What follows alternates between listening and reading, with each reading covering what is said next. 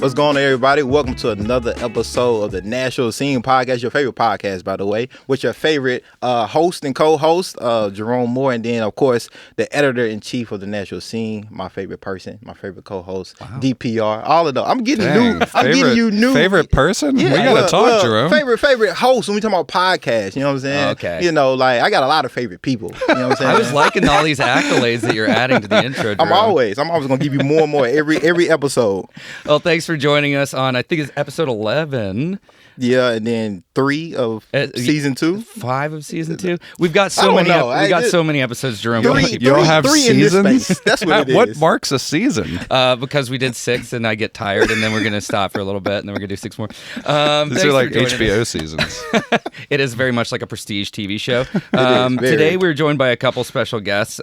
One being associate editor of The Scene, Cole Villena, who helped us put together this week's cover package, Your Move Nashville, all about the proposed transit referendum.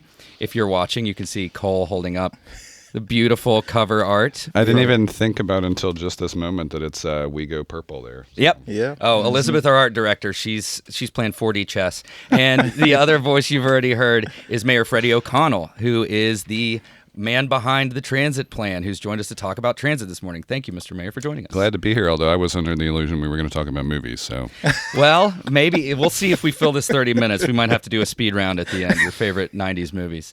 As I noted, with this week's cover package, we have 5 or 6 parts where we sort of dive into the transit referendum that will be on the November 5th ballot. Nashvilleians will vote on. We talk about the nuts and bolts of it, all kinds of stuff. Cole played a very integral part in putting that together. So, Cole, I'll let you kick it off and talking to the mayor here. Yeah, there was this big transit referendum back in 2018, and most conversations I've had with folks in town kind of at least reference that, if not directly link it. I guess basically, can you talk about why this plan is right now compared to that one in 2018? Yeah, well, I think there's sort of that old adage of, the best time to plant a tree was 20 years ago, and the second best time is today. And I think this is similar in that the timing for 2018 would have been pretty useful if you go back even to the proposal that Mayor Dean had for our first kind of high-capacity demonstration project, the AMP, which would have run from right near this area in East Nashville to St. Thomas West. That'd be up and running right now. You know, that would be a full example of a bus rapid transit implementation that would be serving the city already. And that was 2012? That was about 2012, yeah. So we have needed to take a more significant step than we've taken for more than a decade. And I think to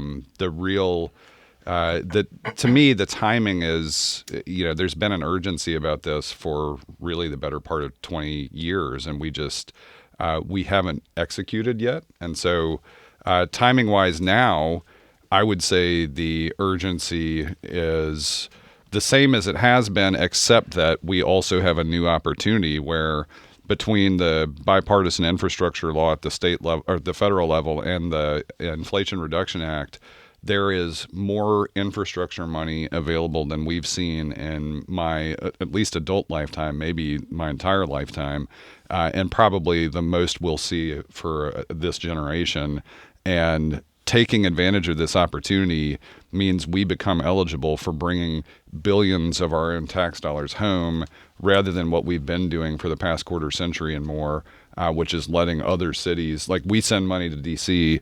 and Congress sends it out and the U.S. DOT sends it out to other cities that have already made the choice to have a sustained investment year over year in transportation and infrastructure. So that's the real need to do it now with urgency has a lot to do with untapping that, like getting access to that unprecedented amount of federal funding. Mm-hmm. I wonder if you can speak a little bit on if it doesn't happen now, right? What is that kind of?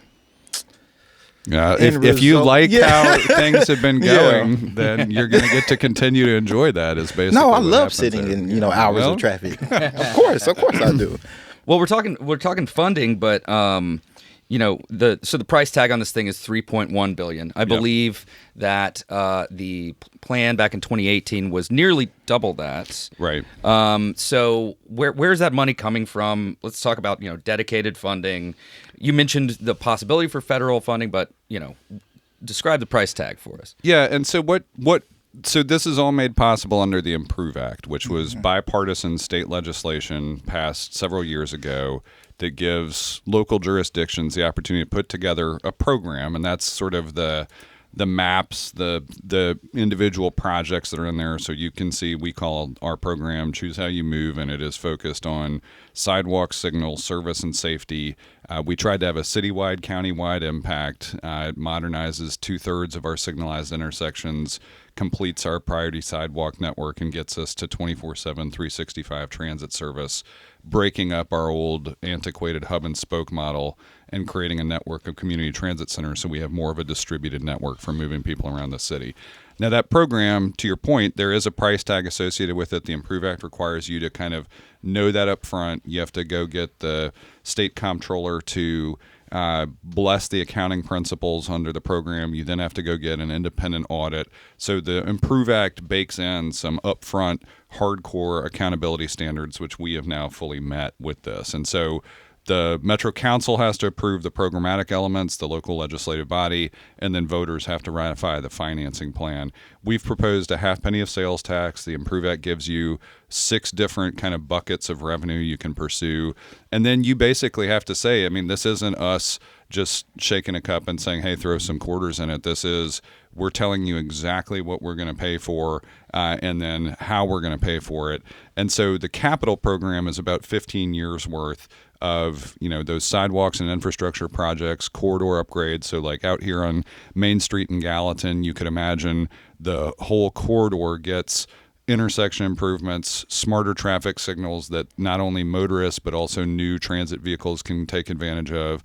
Places, we've unfortunately had multiple pedestrian fatalities and injuries right out here, not far from the Scene's office, and this corridor would allow, for mid-block crossings, intersections that just have a fundamentally safer design, completing broken segments of sidewalk, having upgraded transit stops, and that safety element is everything from lighting to technology to personnel, and all of that means if this brings in about $100 million a year over that capital period, you can then go access, again, more federal dollars for larger projects. You would presumably issue debt. So it's not like on day one we write a check for $3 billion.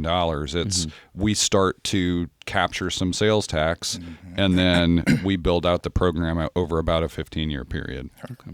So this plan in this referendum will allow us to get more potential funding to do other things as far as transit. Absolutely, and that's actually part of the price tag. If you go look into the program at the funding mix, it is anticipated that right now today, we've had a very difficult time qualifying for these programs at the federal level. Like there are 2 programs for higher capacity transit options called New Starts and Small Starts, and we've had a very difficult time qualifying. In fact, one of the last times we did qualify was when we got $75 million under President Obama's budget, and that actually set us back. Failure to deliver the AMP meant we became even less qualified because our federal partners looked at Nashville and said they're not serious, and so we went to the back of the queue.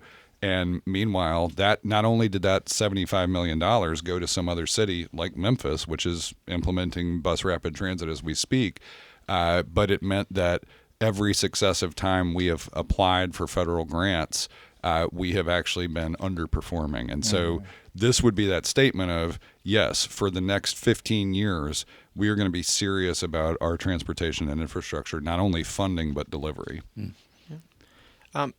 One thing we tried to do with the transit issue is to help make it practical and easily understood for folks. You mentioned the term hub and spoke system. Can you talk about what that is and how it might change into this? Yeah. So when I started riding the bus a little over 20 years ago on a regular basis, we didn't have really any kind of transit facility. We had some open air shelters on Dedrick Street. Legendary Dedrick Street. Oh yeah, That's what you call it, The shelter. Just the shelter. The shelter. I rode it too. And so if you rode it in the winter, if you rode it during spring showers, you probably got cold. You probably It was a got wild, wet. wild west in the shelter. So in 2008, we opened WeGo Central. But in both of those scenarios, when all of the buses used to come to Dedrick Street or now come to WeGo Central on Charlotte MLK between 4th and 5th Avenues North, what we have done, again, since I've been riding the bus for more than 20 years, is for almost all transit routes, you're going to come into the heart of the city, which has become increasingly congested over that 20-year period, and then go out the other side to some other part of the city. Like if you're riding from East Nashville to West Nashville, you're going to go in, transfer at WeGo Central, and so there's a hub, WeGo Central, and all of the spokes are the routes we run out of that. Now, most other cities, you'll look at their transit map, and it feels more like a grid. There's not just one central point. There may be a couple points that are multiple route intersections where you do transfer, but you're serving more of the city more comprehensively. You're starting to see small examples of this. We're going to open the Rip Patton North Nashville Transit Center later this week, in fact. That is already started service along Trinity Lane that can get you from North Nashville to East Nashville without having to make that expensive transfer downtown. So when we move to a distributed network, that's what we're talking about. What do you think a part of the plan is that people aren't really talking about enough yet? So some of it is, this is, Cole mentioned it. We really want the plan itself to be something that has a very easy to feel impact. I mean, I think this is, we know that referendums and a lot of focus has been on transit, but we've really tried to make this comprehensively a transportation system supported by infrastructure throughout the city. So I think that's one thing, is this isn't just this is far from a bus only plan. This is a comprehensive, all works together, like the signals serve all motorists, the intersections protect pedestrians and motorists, the signals also serve transit, sidewalks are actually a part of an economic development strategy. So it is a comprehensive system. That's one thing. It also, though, gives us the power to do something we've not done before. Right now, today, you can get fare reductions because we have a set of fares that are available to people experiencing homelessness in Nashville, a small number for folks with disabilities.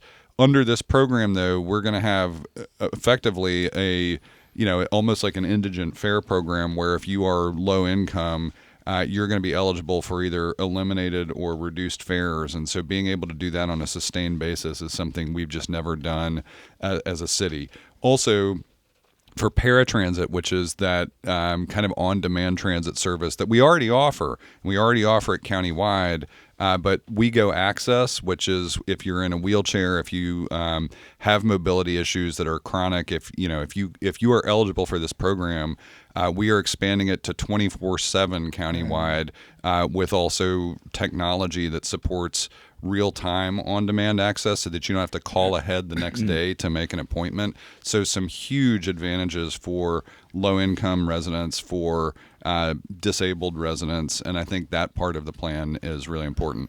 Then I think there's also the kind of last mile element that matters. Right now we've got these WeGo Link zones that are a partnership with Uber. Yep. This will let us take that to countywide, so no matter where you are, you can basically have a seamless experience. If you know that you can cut your costs or ease your commute, but you're more than half a mile away from a transit route, you can catch an Uber from your door, get to an easy transit connection, and then take transit the rest of the way. So a pretty good technology integration in there that supports that last mile and kind of ease of process, because that's one of the biggest things that for, again, years, my having served on the WeGo board for 7 years before I was ever on Metro Council, any kind of barrier to people getting on the bus, when you take that down, just increases ridership. Right. Can you talk a little bit about how this transit plan is also speaks to equitable access to Nashvillians and like even just Middle Tennessee in general, and how even though like it's not a zero-sum game, right? You're not trying to take away people's cars or ability to drive, but like even if I'm a dependent car driver, how me voting for this referendum also just not benefits me, but others, even though I may not use the transit system immediately. So that's the best part about the program we've designed is it should serve everybody's self-interest, right, but then also the common interest, right? So if you are always permanently going to be in your car, you hate walking, you don't even want to look at a bicycle, right. There are some of those, and you will decry the notion of empty buses. Well, guess what? You're going to catch more green lights. You're going to reclaim more of your time to be more productive at work, spend more time with your family, simply because you're not going to experience nearly as often that phenomenon of being stuck at a red light with no cars coming the other way. So it is a plan that has impact for everybody. But I think from that standpoint of access to the city, already today with our limited transit system, if you live within a quarter mile of a route, you're going to be saving more than $200 a year, more than your neighbors who live about a half mile away, simply because you have the option.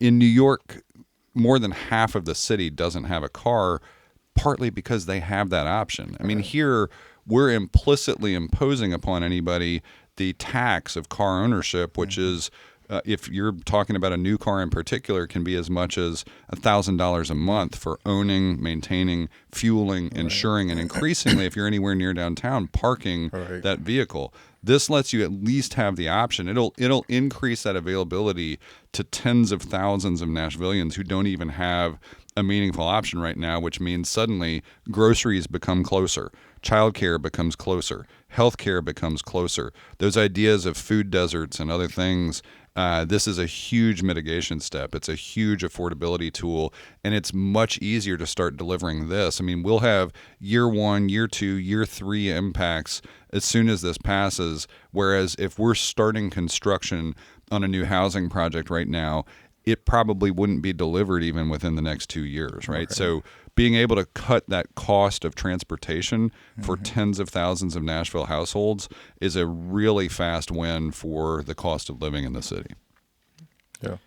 Your time in Nashville is so linked, I think, with transit in a lot of people's minds, even before being mayor, even before being on council. Can you just let us know why? Why is it such a personal issue for you? I mean, it fundamentally is how I became a homeowner, right? So that's where, again, I think having that, to me, transit access, safe infrastructure are the same as financial empowerment. And I think more people deserve that. When I graduated from college, one of the first things I wanted to do, one of my first personal financial goals was paying off my undergraduate debt. And I did that reasonably quickly. I think I got it done in about 5 years. And it was as if the reward for doing that was to have the car that my girlfriend and I were driving have a catastrophic transmission failure, which was not so awesome.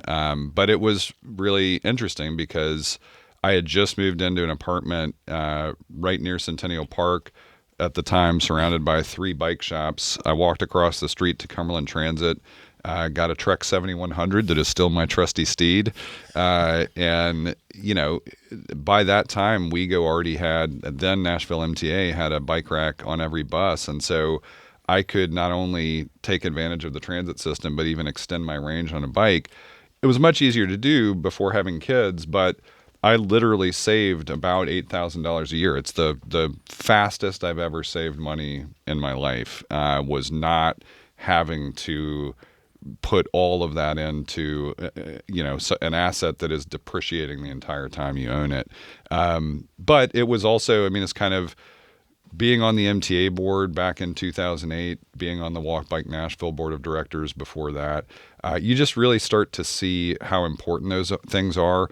Active transportation as a public health strategy. We saw in the period after the Great Recession, Charlotte invested a tremendous amount in their transportation and infrastructure. And what they saw was literal reductions in obesity rates because people were using all of the supporting infrastructure to get to transit. There were simply more steps, right? People were becoming healthier as a consequence of the investment that Charlotte made in their Recovery Act investments in transportation and infrastructure. So I'd love for that to happen in Nashville too, to see a public health benefit of this alongside the financial empowerment, the access to the city, getting past that, looking out your front door, seeing nothing but the shoulder of a road, like not even having any sidewalks in your community. Once we got into a house in a walkable neighborhood, as soon as we got, a red radio flyer wagon for our oldest daughter, being able to walk around in our own neighborhood safely was such a huge benefit. And fundamentally, more families deserve that simplicity too. The ability to walk down a street and not worry about the safety of your children and yourself as you're walking together, walking the dog, that kind of thing. I mean, there are just so many simple things that we have left by the wayside as the city has grown, that this is really kind of that catch-up program for all of that. I've got a question about, sort of a two-part question. First of all, the decision to put it on the November 5th ballot, basically that has kind of everything to do with voter turnout in a presidential election year, right? Yeah, I think we felt like we were probably going to need the better part of a year to get the program designed, go through all the procedural steps. So we couldn't do it sooner. We weren't going to hit the May or August elections of this year. And fundamentally, I didn't feel like we wanted to do a special election. We knew we had this opportunity. If we got it done in calendar year 2024, we would still have considerable eligibility for some of the federal programs that are on the table. If we waited much longer than that, we were going to see that window start to close. And so there's sort of a sweet spot in terms of the timeline. And so far, with all of those things, that legal and financial analysis, WEGO, our local transit authority, and NDOT, our local Department of Transportation, working together. I mean, we started that within a few weeks of taking office. We hired a transportation planner in the mayor's office to help with that coordination. We had Metro Planning working right alongside us to focus on the housing dimension of this conversation. And then we went through that process with the comptroller, the audit process, working through council, getting through the Davidson County Election Commission to get it on the ballot. And so, yeah, I think timing-wise, we will see a lot of turnout. There is a little bit of a challenge of kind of cutting through the noise of the presidential election, but that's also why, I feel really excited about watching this public campaign emerge to support it. Mm-hmm. And sort of second part, okay, so it's successful, November 5th, it passes. What's November 6th? What happens once it's done? So November 6th, we start, if it passes, then what we need to start thinking about is kind of the program coordination. And so the same work that we did with WEGO and NDOT to get them aligned to have all of the projects that they had not only coordinated between those two departments and agencies, then we start, again, bringing planning into the mix, looking at which projects can be delivered very quickly, like go ahead and take those early year one things, begin implementation, look at which corridors we could start thinking about higher capacity options on, but really setting up that program implementation model, and then being prepared with the financial side of things, because revenue collections would start in February of next year if this passes in November.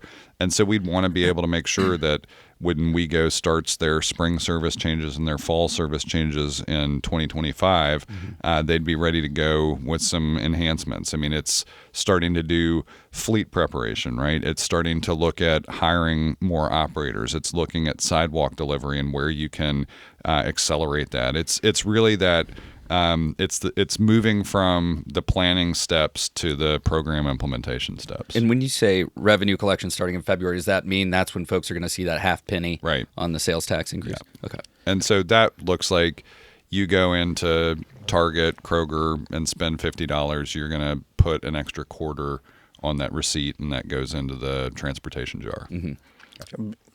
You're coming up almost on your first year as mayor, which is exciting in itself. You completed a full year almost. You almost at the finish line of the first year. How much has happened in a year. I remember when we, like, a few years back, you specifically and Jessica Dolphin talk about this dedicated funding towards transit. I'm gonna go ahead and manifest it when this passes November 5th. Hey, look, right? What is that? I'm gonna reach over here. There you go. What is that? Looks like wood. At least. I think it's wood. What does that mean to you, like just sentimentally, to be able to know, just speaking on this so many years, and then it finally comes to this point, and then finally be able to get a referendum passed to lean towards that dedicated funding? I mean, ask me on November 6th for sure. I mean, I don't take anything for granted. We are definitely asking Nashvillians to do the hardest thing you ever ask anybody to do, which is to chip in a little bit for the good of the city. And I don't think any time you've used the word tax and increase in the same sentence, that's not a thing that is generally popular, even if you show people the kind of cost benefit analysis. But we think here the benefit is so tremendous that people will get there. But that's also the hardest part, because dedicated funding, people come up and say all the time, I mean, I've had this already come up in some conversations I've been a part of. Well, why don't you just do this in the budget? And it's like, well, have you not watched the past 25 years? That's what we've been doing. Right. And that's what got us here. This lets us take a big step in a way that we can look out across 15 years and say, we know over this 15-year period, these specific things we've told you we're going to do, we can finally be able to do them because that funding is dedicated to that purpose.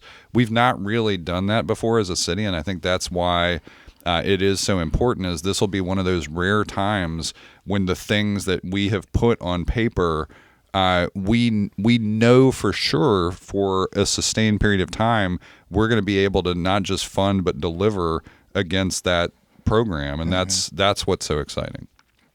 All right, well, we're going to bring it in for a landing here before long. Cole, I know you had something else you wanted to follow up. There are no flying elements of the program. Oh, okay. Well, never mind. There goes the rest of my metaphor. questions. I was going to ask about one element that is not in the plan that I'm sure you can guess.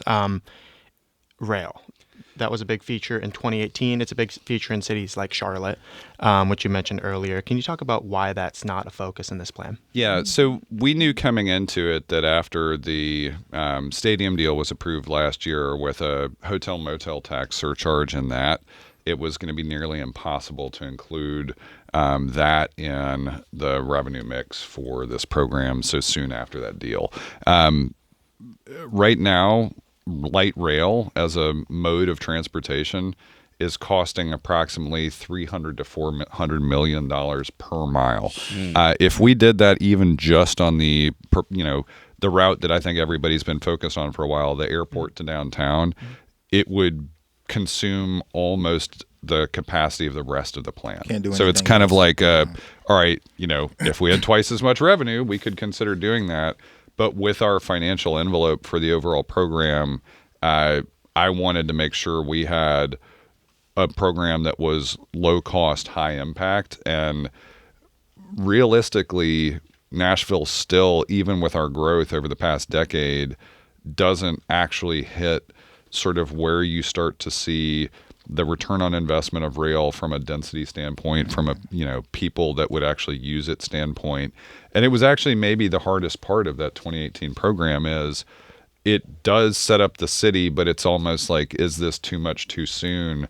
Not knowing for sure how much growth you're going to see over the next period of time. The most actually rail-ready corridor in Nashville right now today is the stretch from downtown to midtown that serves Vanderbilt. But we've also designed a program that is fundamentally rail ready on all these corridors, so that if, whether under the bipartisan infrastructure law or some other changes in outlook from the federal perspective or the state perspective, we qualified for a level of funding from a partnership basis, we could absolutely go convert one of these corridors to being light rail. But from a just overall alternatives comparison, you get as much benefit for a significantly reduced cost if you can deliver an actual implementation of bus rapid transit. And that's, to me, being aspirational in that way still gives you a huge positive impact and does so at half the cost or less. And so we looked at it very closely and carefully, but I'd rather have this overall comprehensive transportation network and system that work together than have just like one demonstration rail project. Now, that's not to say we won't ever get there. Just this program, again, is almost a quarter century of catch up. And so we needed to be able to show, I think, a fundamentals-based approach to the city and just demonstrate that we can do this. Because, I've had some people say, well, without rail, is it ambitious enough? And it's like, have you looked at this? It's 15 years and totals up into the billions over that period. Yeah, it's pretty ambitious. Well, obviously we're going to see this on, you've cleared the major hurdles. This is going to be on the ballot. What between now, we've got, what do we have? Gosh, a month and a half, something like that, 2 months until Election Day. 2 months till Election Day. What are voters going to see in the meantime between now and November? Yeah, so we hope people's level of interest is high. Our team, led by Michael Briggs in the mayor's office, now that kind of that planning work is done, this is a time for learning opportunities, right? And so we've had a lot of organizations, academic institutions, nonprofits, businesses sending in requests to have what are effectively transportation talks.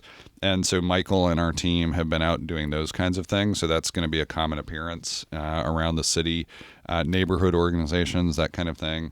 And then I think you will see a campaign out there. I was this past weekend at a kickoff of volunteers. And so I think you're going to see a lot of voter engagement again to try to make sure that as many voters as possible at least know that this is on the ballot first.